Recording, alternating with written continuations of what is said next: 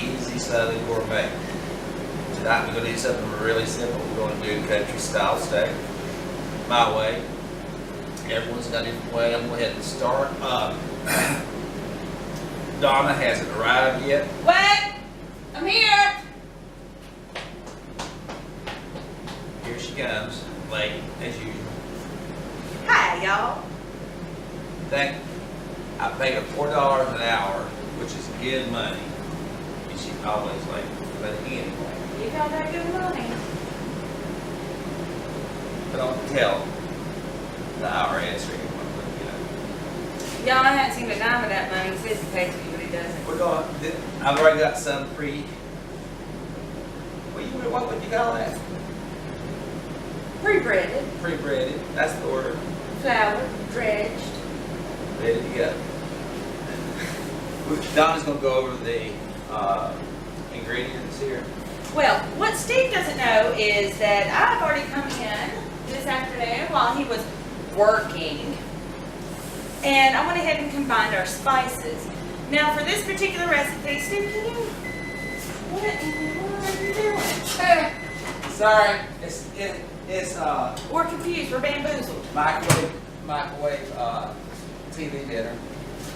Yeah, because we don't get to eat what we cook. Just picking, guys. Okay, so are you the one that put the tablespoon in the bowl with the spices? Thank you. Okay, so here we go. For Steve's secret blend of herbs and spices. It's not a very big secret, but Well, we're going to tell you how we do it. So I just kind of wanted to make it fancy, and I added my own little twist. I hope you don't mind. go for it. Okay. So in your bowl, you want to add 1/4 teaspoon of salt. We do like to use Morton's kosher salt, coarse kosher salt, perfect for Passover, which is coming up. Good. Shalom. Okay. Sorry, Steve. Then we're going to add 2 teaspoons of ground black pepper, table pepper, whatever kind of pepper you have in the cabinet. White yeah. pepper. White pepper, I would back down a little bit because it will make it hot.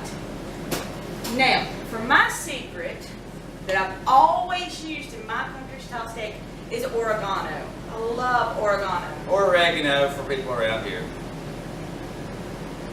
Are you trying to say the British are wrong? No. Okay, it's oregano. So you want to add 2 teaspoons of that. And then where'd the garlic go? Oh, sorry, off camera. We use granulated garlic. You can use garlic powder. I wouldn't use garlic salt because you'll have enough salt already. So about a 1/2 teaspoon of this.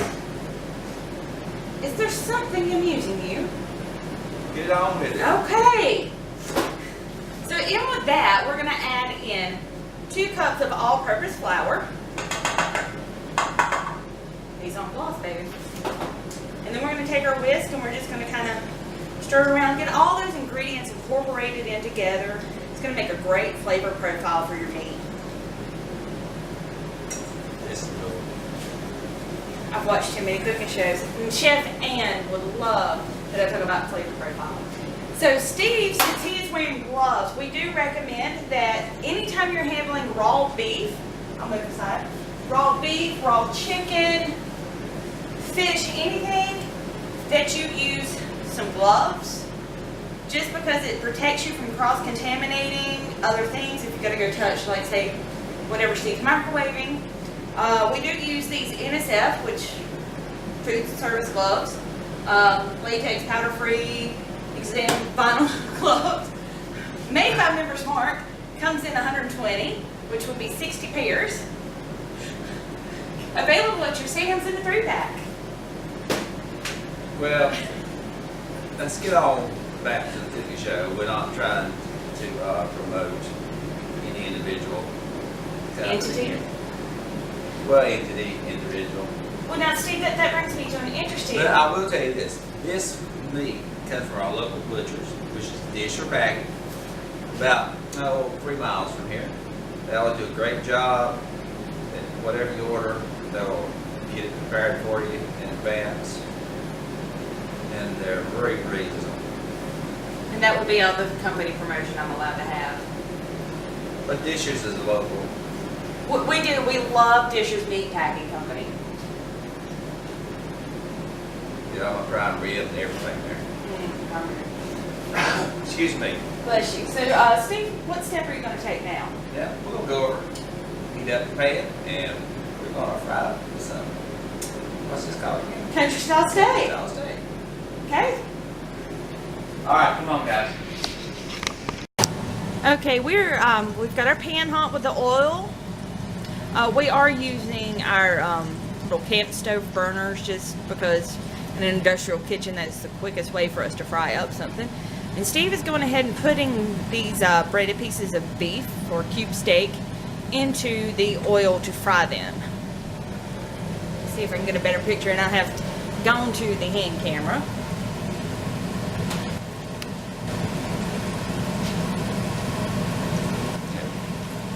Okay, Steve, do you have any tips for frying up this meat? Do I? Yes. Just don't burn it. Nothing worse than not. Now, we do have people like you just did, that flip their meat over too quickly. Yep, and that's what I'm showing you. This is what you don't do. You want it to cook a few minutes on each side until it's gotten brown. Then we're going to turn the meat over and let the other side cook. Flipping it back and forth prolongs the cooking process, and it's uneven. Now, I've always gone by the old adage that you will know when it's time to turn the meat. The meat just tells you. Do you ever hear the meat just say, "Steve, turn me"? I don't know when I got my timer on. Do I hear anything talking to me?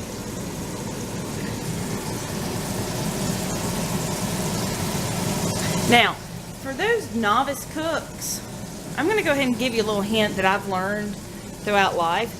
You'll see the pan handle is facing inward. You never, when you're cooking, put a pan handle outward. Why? Because you'll have somebody that's crazy enough to run through the kitchen full speed and knock the pan off, and then you got hot grease flying everywhere every time it gets burnt and your supper's ruined. And an expensive hospital bill. So, okay, let's look at this meat that Steve has turned over. Let's see. Steve, can I squish in with you? Oh, it's looking good. It's looking good. Now, Steve, is there anything, we need to know temperature-wise about this meat? I generally get my oil around 325. The meat, I want to register 165. Especially if we were preparing this and taking it somewhere. If you want it less done, that's your opinion.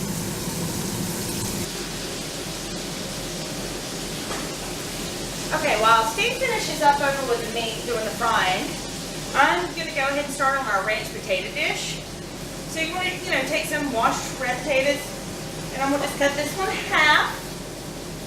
And I'm going to take it and I'm going to slice it maybe 3 or 4 thin slices, and then just go right down.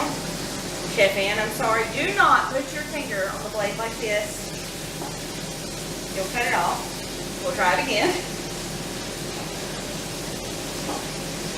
Ooh, sometimes it will stick. The starches, they like to adhere to the metal. I don't know why. Woo!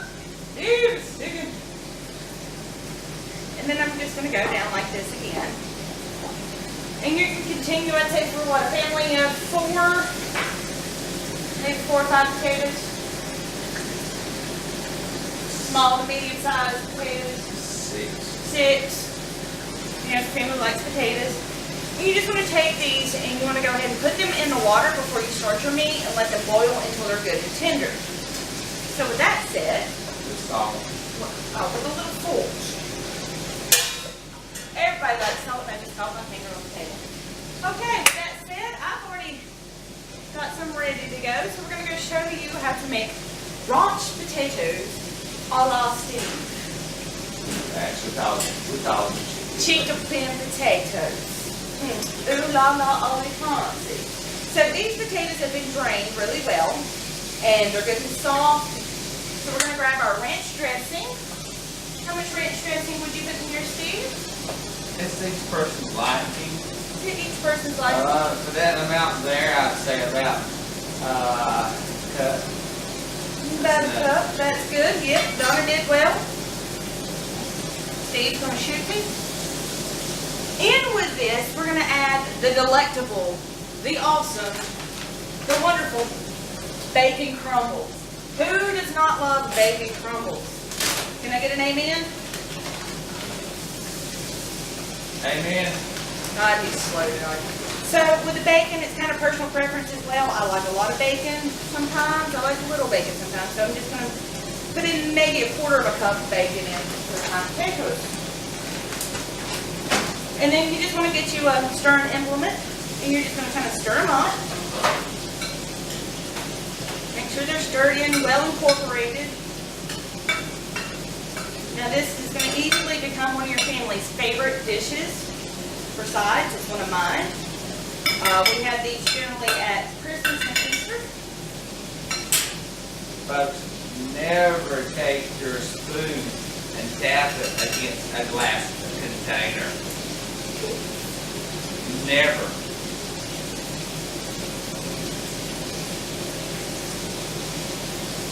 Never. Like he's never done anything wrong. Quit tapping it. I'm not! Did y'all see me? I was scraping it down and it gently glided against the bowl. And he's just worried I'm going to get hurt. So, we've got our ranch dressing, we've got our bacon mixed in. We're going to top this with a little bit of cheddar cheese. You can really use, I guess, any cheese you want, correct? Mozzarella is good. Mexican blend. You want to get a good, nice coating on the top. Fill some, go ahead and clean it up. So, I think that's a good amount. Hopefully y'all don't have 5-pound bags of cheese in your refrigerator like we had to have, but if you do, you know, you'll have plenty of cheese. So that your dish should look something like this, you know, casserole dish, pan, whatever you got cooked in. So we're gonna put this in the oven for 10 minutes. 10 minutes, you know, just the cheese is nice and melty and bubbly. 375 to 400 degrees, just keep an eye on it. Maybe for the country style steak. Steve is starting to prepare the gravy now. And if you can tell, we've got a nice pan of pan drippings. And you're just going to add about 1/4 cup of flour. Don't tap it on the side. It's not glass, baby. You can tap it. You can tap it. I was just being facetious. So you want to get a nice roux going on with the flour. Did I ever tell you how my grandfather told me how to make flour? No. I mean, how to make gravy. Oh my. Oh, no. I'm gonna use about about 2 cups of milk. So while Steve's making the gravy, you can watch the process here, which is actually it's very fascinating. I'm gonna come over here. So What we done, we thickened, made a roux, as she said, for the gravy. and we're just gonna let it get thick. Just continuously stir. Now You can use heavy cream if you would like. This is not gravy like us Southerners have for breakfast. Well, basically it is. can I tell my story? Yeah, you can go ahead and tell your story now. Now, my grandfather, many of y'all know him, Blackie Spillman. He was a culinary specialist in the United States Navy on the USS Edmund, DE 406. It's been ingrained in my head. He taught me how You better to. hurry up because this gravy's going to be done. He taught me how to make gravy at a young age. He would make gravy and he'd stand there and he'd say time and time again. I'm going to say time and time again, this gravy's done. Time and time again. And when I was little and I said, Pawpaw, 'cause that's what we called him, I said, why do you say time and time again? Time and time again. And we're going to bring our prepared dish over and plate the gravy on top of it.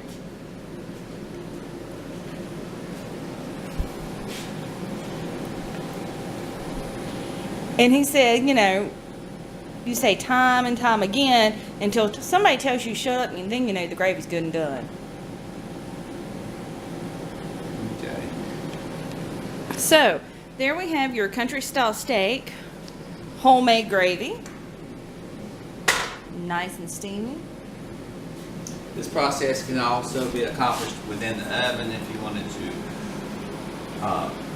dredge your meat with the flour and the mixture. Oh yeah, there you are.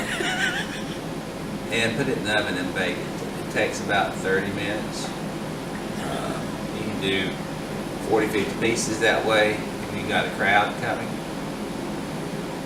I usually do a little darker brown gravy than this for country style steak, but for tonight we'll just use the drippings, and it looks more like good old southern breakfast gravy. Instead of using bacon though, we did use. Okay. Now while Steve has that done, we're going to go check on the ranch potatoes. So join us in our next segment to find out how everything came together. Okay, now that we have our country style steak dinner and our ranch potatoes, I'm going to need those. The pan's really hot. Thank you.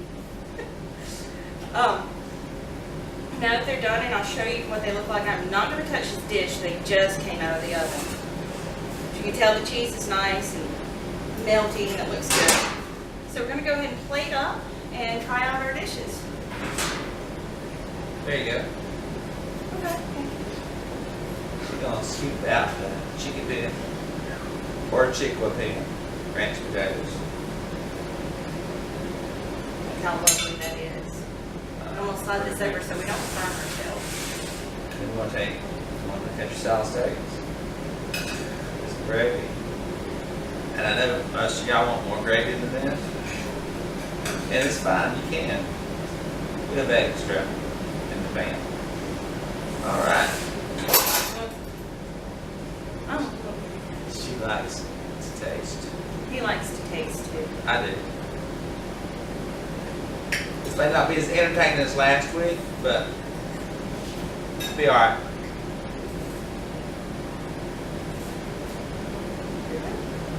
Very good. Now should have a taste. We're family. You don't really need a knife to cut it. I figured I'd use this since it was out. That's good. Alright. Nice and tender. Right off the board. I don't like my flavors mixing like that. Whew. Steamy. Cheese is nice and stringy and melty. Potatoes are tender. Oh, I can't eat anything else. Okay.